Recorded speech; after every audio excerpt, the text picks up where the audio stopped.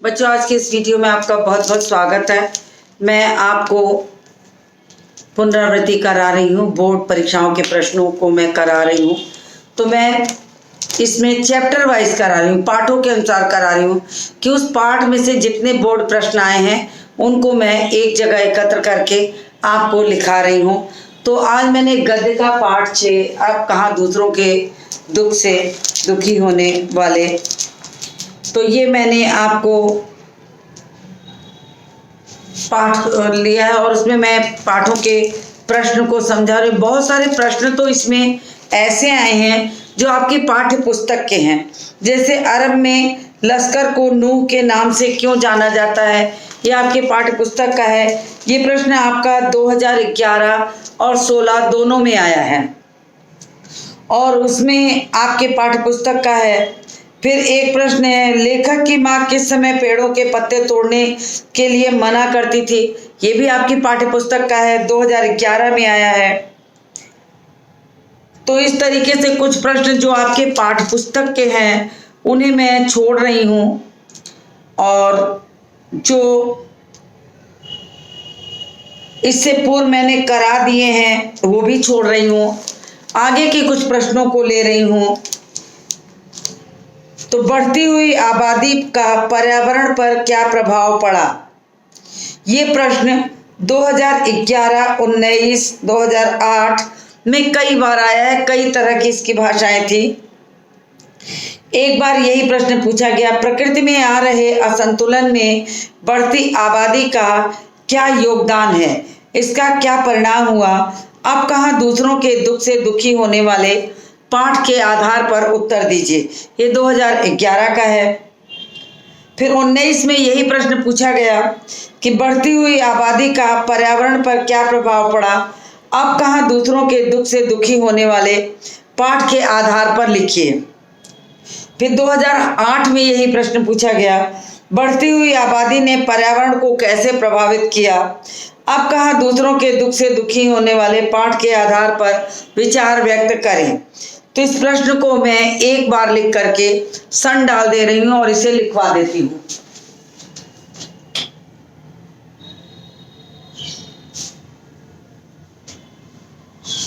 प्रश्न है,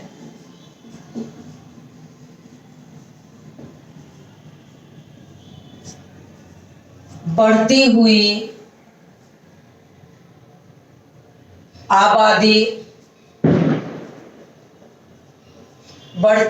आबादी का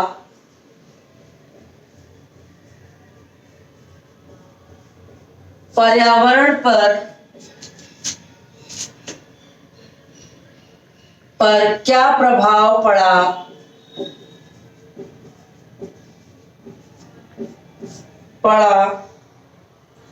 पाठ के आधार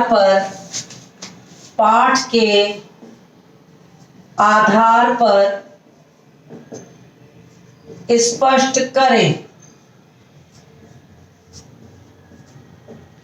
प्रश्न है 2008 में, 11 में और 19 में। तो ये प्रश्न है, तो इसलिए मैं इसको लिखवा देती हूं।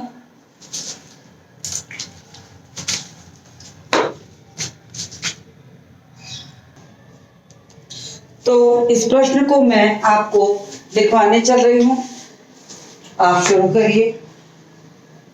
बढ़ती आबादी ने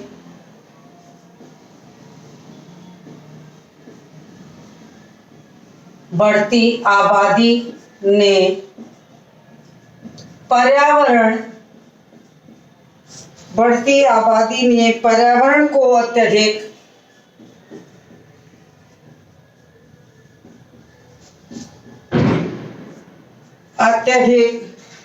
प्रभावित किया।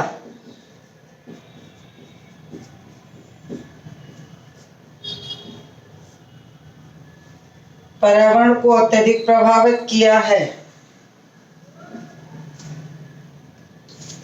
पहले जमीन के बड़े भाग को जंगल में थे, पहले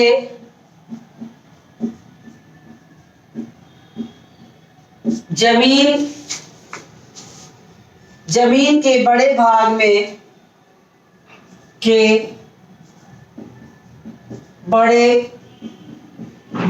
में जंगल थे। पेड़ पौधों पशु पक्षियों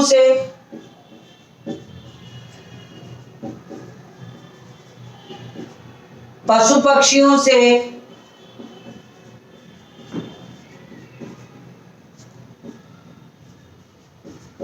पेड़ पौधों पशु पक्षियों से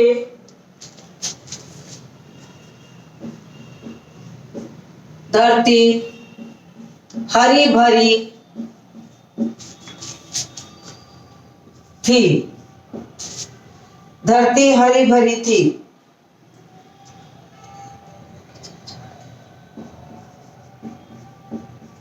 चारों ओर हरियाली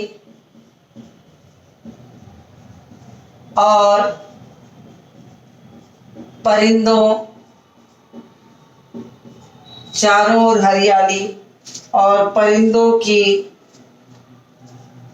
चहचहाट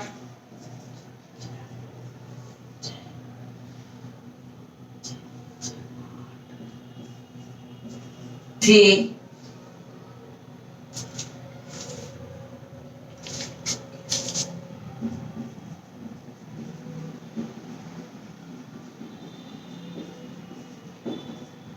जनसंख्या के बढ़ने पर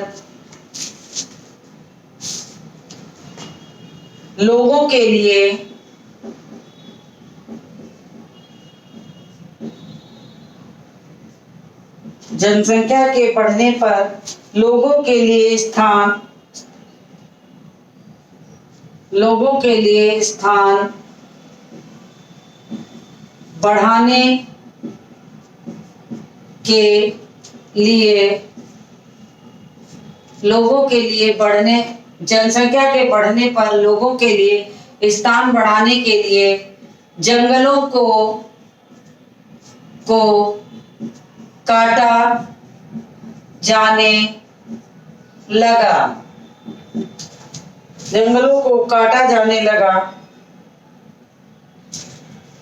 जिससे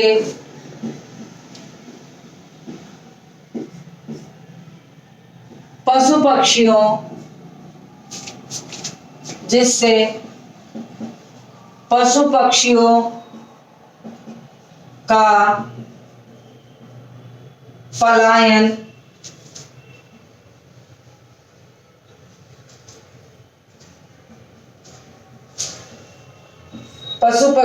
का पलायन हुआ और प्रकृति का संतुलन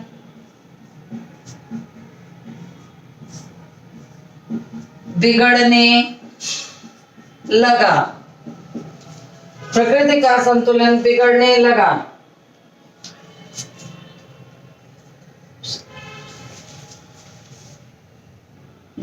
लगा।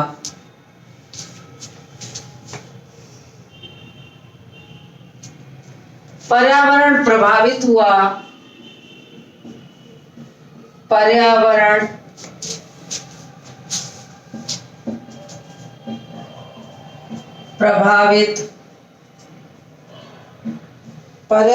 प्रभावित हुआ।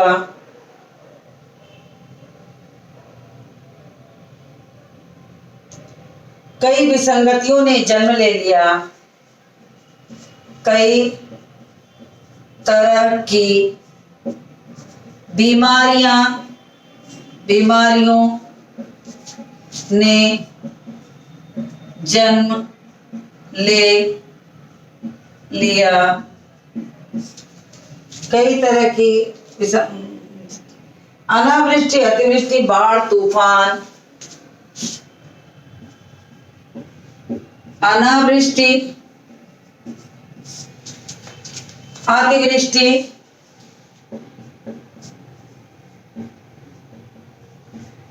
बाढ़, तूफान, भूकंप जैसी प्राकृतिक आपदाएं बढ़ने लगी।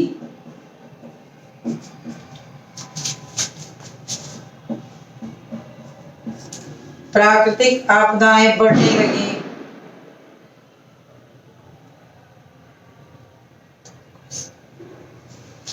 और सामान्य जनजीवन खतरे में पड़ गया। तो बढ़ती हुई आबादी का पर्यावरण पर क्या प्रभाव पड़ा? पर्यावरण पर सबसे बड़ा प्रभाव कि प्राकृतिक आपदाओं की बढ़ोतरी हो गई, जीव जंतुओं का पलायन हो गया, पेड़ पौधे खत्म हो गए, हमारी जमीन तो बढ़ती गई, समुद्र पट गए। नतीजा भूकंप, प्राकृतिक आपदाएं, तमाम ऐसी चीजें हैं जो स्वतः जन्म लेती हैं और मनुष्य के पूरे जीवन को झिंझोड़ के रख देती हैं। तो इस तरीके से जनजीवन खतरे में पड़ गया।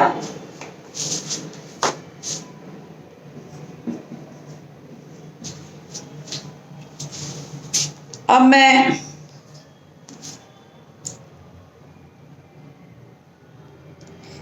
एक प्रश्न आया है, लेखक की पत्नी को खिड़की में जाली क्यों लगवानी पड़ी? तो ये सरल है, मुझे लगता है कि आप इसको कर लेंगे, लेकिन उससे भी ज़्यादा आवश्यक है एक प्रश्न जो 2012, 14, 15 और 16 में आया है। मैं उसे बताती हूँ कि समुद्र के गुस्से की क्या वजह थी, उसने अपना गुस्सा कैसे निकाला। इसी प्रश्न को दूसरी तरह से पूछा गया है। अब कहाँ दूसरों के दुख से दुखी होने वाले पाठ में समुद्र के क्रोध का क्या कारण बताया गया है, उसने अपना क्रोध कैसे शांत व्यक्त किया, अपने शब्दों में लिखिए। देखिए ये प्रश्न कितनी बार आया है, 2009, 11, 12, 14, 15 और 16। इसलिए मैं इसको लिखने चल रही हूँ। प्रश्न को मैं शॉर्ट में लिखूंगी क्योंकि किसी भी भाषा का बिल्कुल हुबहू प्रयोग नहीं किया जाएगा। समुद्र के गुस्से की क्या वजह थी,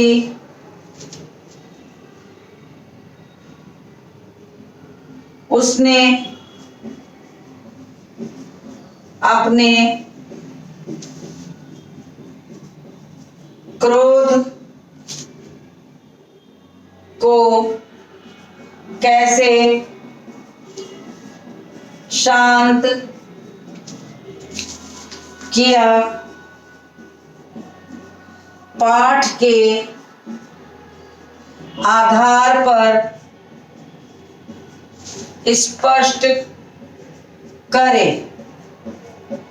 यह मैं सन डाल दे रही हूं। 2009, 11, 12, 14, 15 और 2016 में आया है।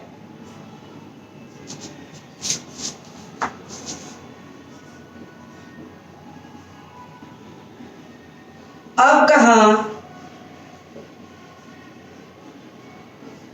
कहाँ दूसरे के दुख से दुखी होने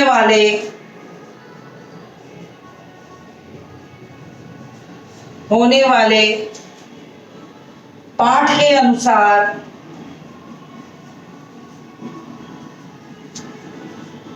के अनुसार समुद्र के क्रोध का मुख्य कारण था, समुद्र के क्रोध का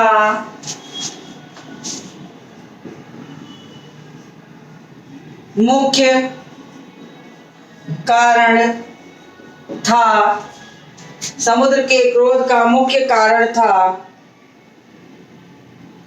उसकी सहन शक्ति का जवाब दे देना, उसकी सहन शक्ति का जवाब दे देना, उसकी सहन शक्ति का जवाब दे देना। कई वर्षों से बड़े बड़े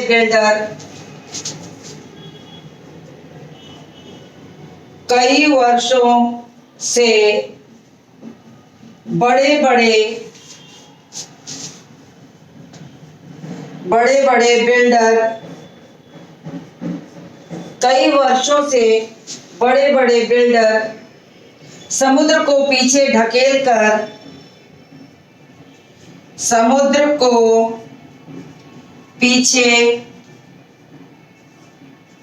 ढकेल कर उसकी जमीन को हथिया लेना चाहते थे।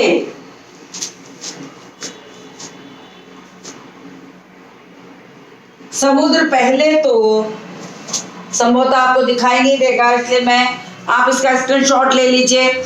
मैं इसको रब करती हूं, तब मैं आगे का लिखूंगी। समुद्र पहले तो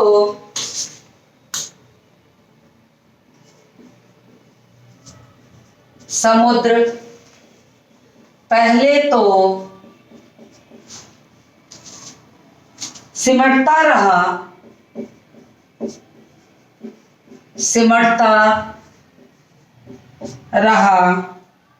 सहन करता रहा,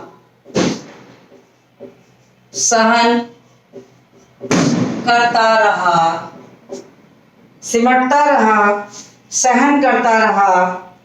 पर जब उसने सहन न हुआ तो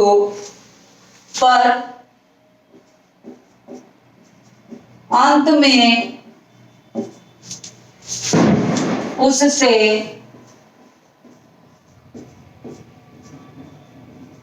सहन न हुआ तो वह तूफान खड़ा कर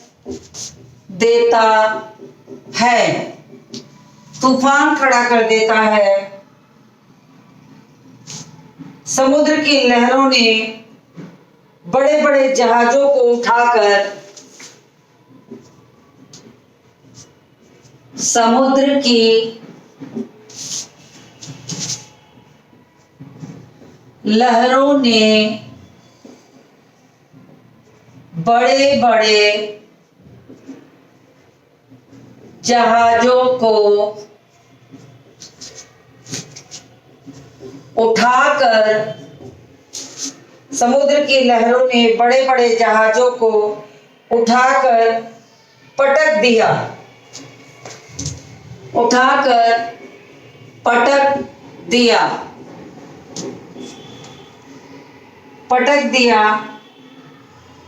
और तट पर भयानक दृश्य उपस्थित हो गया और पटक दिया। समुद्र की तट पर भयानक दृश्य उपस्थित हो गया। समुद्र के तट पर भयानक दृश्य उपस्थित हो गया। लोग सागर की विकरालता को, प्रचंडता को देखकर, लोग समुद्र के क्रोध को देखकर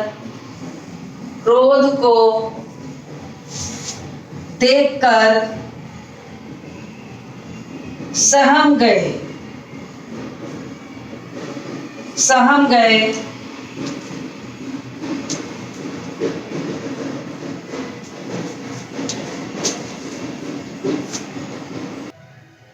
एक प्रश्न आया है कि मट्टी से मट्टी मिले खो के सभी निशान, किसमें कितना कौन है कैसे हो पहचान।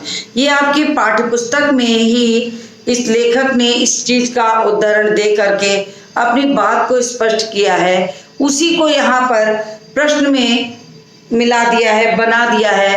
तो इसमें देखिए कहा है, इन पंक्तियों के माध्यम से लेखक क्या कहना चाहता है स्पष्ट कीजिए। ये प्रश्न 2012 में आया है और 12 में आया है और मुझे ये लगता है कि ये इम्पोर्टेंट है। मुझे बच्चों को ये थोड़ा कम समझ में आता है, इसलिए मैंने इसे पहले से बोर्ड पे लिख दिया कि मट्टी से मट्टी मिले खो के सभी निशान, किसमें कितना कौन है कैसे हो पहचान। इन पंक्तियों से लेखक क्या कहना चाहता है। जैसा कि शब्द से आपको पता चल रहा है कि ये कह रहा है कि सारे जीव इसी धरती की का अंश है और उसी धरती में समाना है। तो फिर लेखक ने संसार में जो एकात्मक रूप है उसका वर्णन यहाँ पर किया है, जिसे मैं उत्तर में लिख रही हूँ कि लेखक इन पंक्तियों से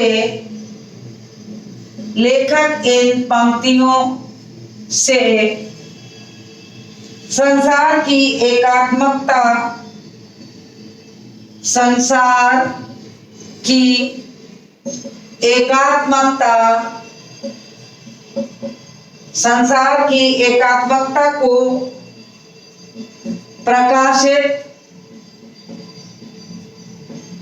एकात्मकता को प्रकाशित करना चाहता है।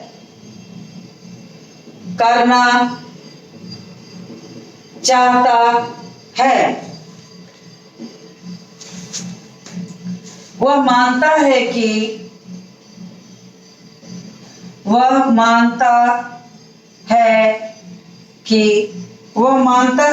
दुनिया के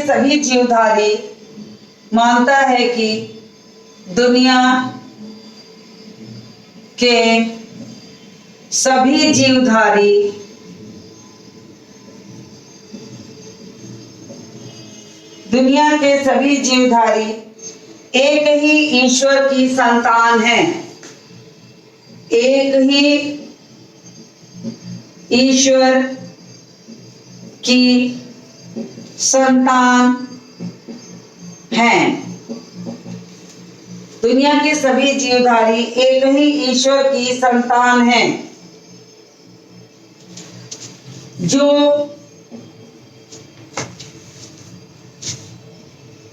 इस धरती पर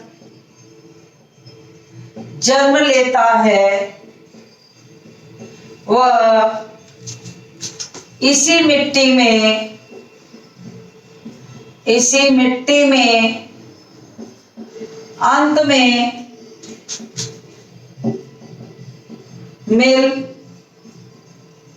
जाता है। जो इस धरती पर जन्म लेता है इसी मिट्टी में मिल जाता है। धरती पर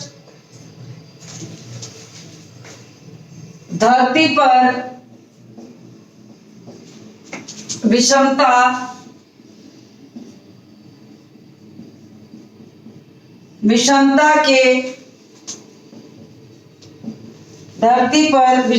के साथ रहने वाले सभी छोटे बड़े जीव का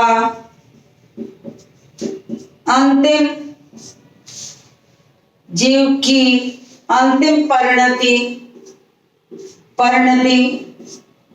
मृत्यु है और मृत्यु के बाद मिट्टी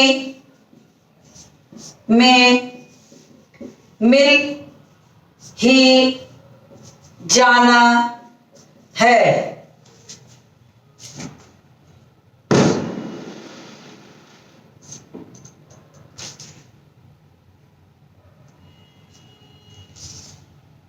लेखक ने दूसरों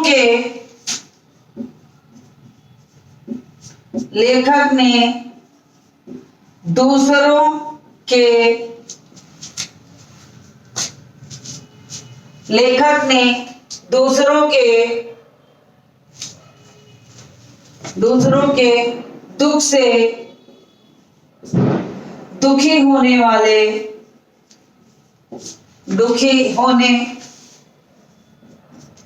होने वाले को ही मनुष्य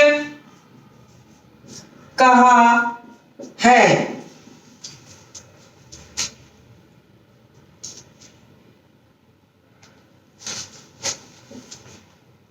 उनका मानना है कि सभी प्राणियों को अपने समान मानना चाहिए, तभी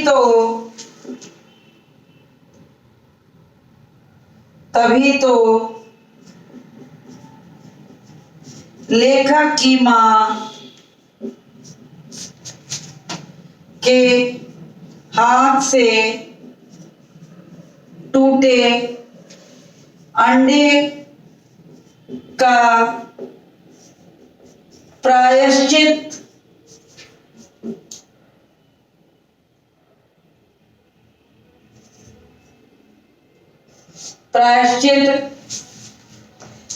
रोजा रखकर उन्होंने किया तथा पेड़ पौधों को शाम ढले तोड़ने को मना किया। तो ऐसे उदाहरणों को देखकर आपको खुद पता चल जाएगा कि किस तरह से लेखक की मां इन चीजों को से प्रभावित थी। आप इसका स्क्रीनशॉट ले लीजिए, बाकी चीज को मैं ऊपर लिखूंगी। तो मुझे उम्मीद है आपने इसका स्क्रीनशॉट ले लिया होगा, तो मैं किनारे हट गई थी। आप इसका स्क्रीनशॉट ले लीजिए। मैं अब इसको रफ करके दो पंक्तियां जो नीचे नहीं दिख रही हैं वो उनको मैं ऊपर लिख देती हूं।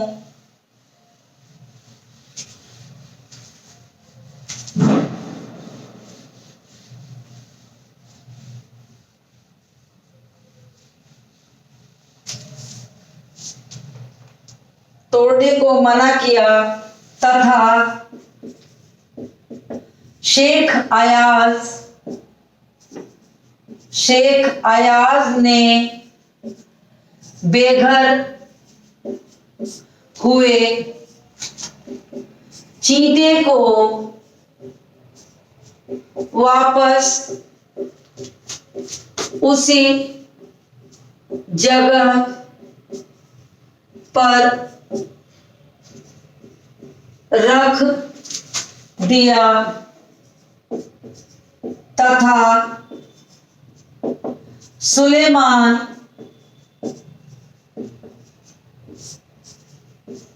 चींटियों की फौज देखकर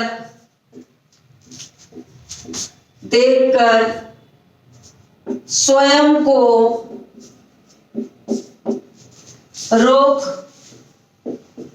रोक लेता है। तो देखिए, तमाम पाठों के उदाहरण से इस बात को हम स्पष्ट कर देते हैं कि वास्तव में इस धरती पे जन्म लेने वाले जो लोग हैं वे इसी तरह से जीवन यापन करते हैं। तो इसी के साथ मैं इस वीडियो को समाप्त करती हूँ और मिलती हूँ आपसे अगले वीडियो में।